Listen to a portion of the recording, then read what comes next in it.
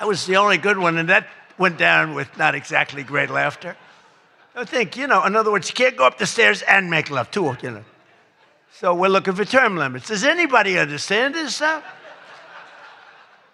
But I really do wonder whether the Democrats are trying to lose the midterms. In Maine, they nominated a guy with a Nazi tattoo. But don't worry, Democrats. Word is that Plattner's replacement, he throws bottles at women. This guy throws bottles. This guy's another lunatic, by the way. Although I think Plattner might have done surprisingly well because we're in the age of Trump.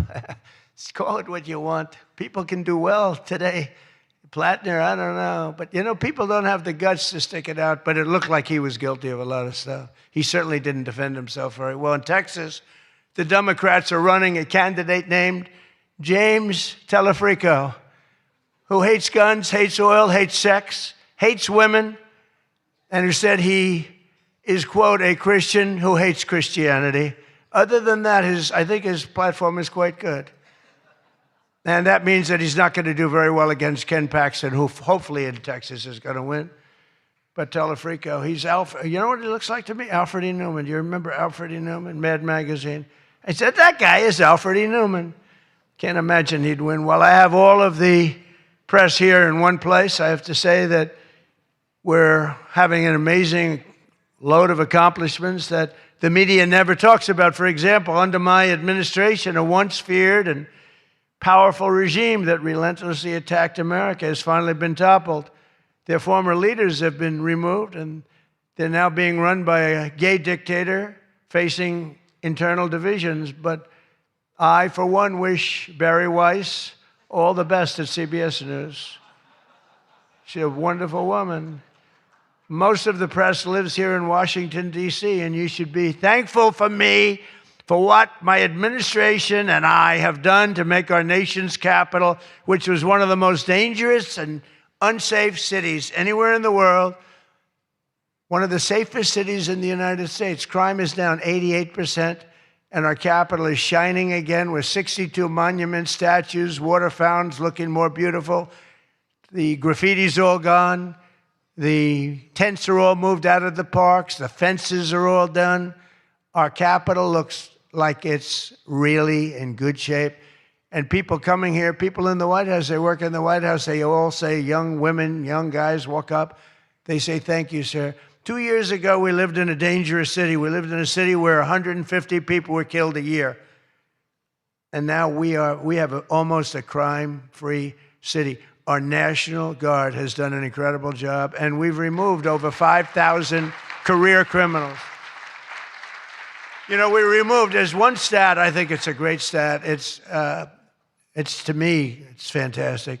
2% of the people create 91% of the crime. That's something you can fix, and we fix it. We moved out over 5,000 career criminals out of Washington, D.C., and we have the greatest capital in the world. Again, it's beautiful, it's thriving, the restaurants are thriving. You couldn't get into a restaurant because they didn't have, all the restaurants were closing. And if you even got in, you felt unsafe. People were getting into Ubers and they were being attacked when they were in an Uber. It's not happening anymore. We have tough, smart people, and they have done a fantastic job. Washington, D.C. is safe again. You can't get into a restaurant. The restaurants are opening up. They're opening up all over the city. They can't get, it's the exact opposite. They can't get space. But mostly I've given up on you and the media so that now I just gave up on you and I'm number one on TikTok. Did you see that I'm number one, Stephen? Is that true? I'm number one on TikTok. So how could they be so bad? 520, think of this, 425 billion views. Can you believe that, Peter? I mean, let's go, Peter. I gave up on you people. I gave up on traditional press. And it obviously worked because we did win in a landslide. I mean, somebody's got to be saying something good about me. But TikTok, good old TikTok, and I was able to get it sold to a group of very wealthy people, mostly Americans. I was told President Xi, who's a man that I get along with very well, he was a hard no for the sale of TikTok. They all said he's a hard no. I said, well, let's call it, put your group together. They put it together, billions, hundreds of billions of dollars. I called up President Xi. I said, President, look. These are American people. They're wonderful people. In fact, one of them happens to own CBS, actually. I mentioned his name.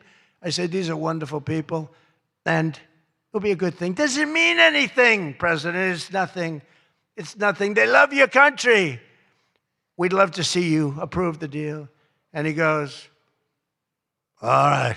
That was it. It was done. And we sold TikTok. And he's a friend of mine. And he's not contributing to problems like other people contribute to problems. So we get along. But we made the deal. But number one on TikTok is Trump. And that's probably why we won. But for all of the trouble that you give me a lot of trouble, a lot of heartache. I hope all of you know that I believe in the free press more than anyone in this room does. Maybe not quite. But that's why I'm proud to be the most open and transparent president in history. They called me that. You know who calls me that? Caroline. That's about it. So would anybody else call me that? I think Peter would call me that. Am I the most transparent? Biden never used to answer your questions. He'd ask Biden 20 questions. He'd never get an answer. Who's the most transparent president, Peter? Who? I look at him. It's the first time he's tongue-tied. I cannot believe it. Oh, he's not going to be happy tomorrow. But you people have no idea how lucky you are. When I'm gone, you're all going to be broke. Your business model is going to be finished. No, it's true. When I'm not around, you're going to be broke. There's not going to be anybody to report on. Nobody gives a damn about anybody else. The New York Times the other day had 5 stories about me. You know, before I got into politics, in my whole life, I had 7 front-page stories. This is years of success. I think 6 were good, 1 was bad. I had 5 stories, 7, 5 good. Yeah, I had a total of 7 stories on the front page of the New York Times. That's not bad.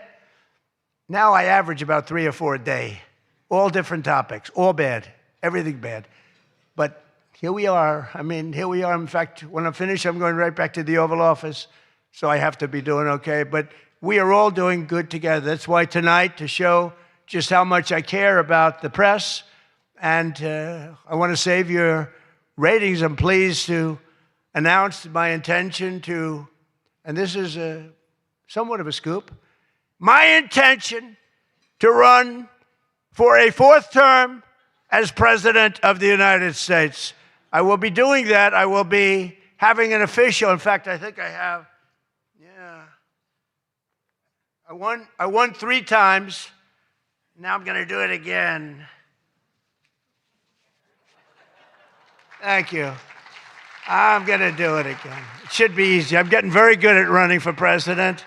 No, I won 3 times, did very well the 2nd time, by the way. It's a rigged election, but we don't have to talk about it. You know, it's interesting, when you come back and you do a good job like we did, and you don't care about it so much, but we do have to tighten up these elections because they really are in seriously bad shape. But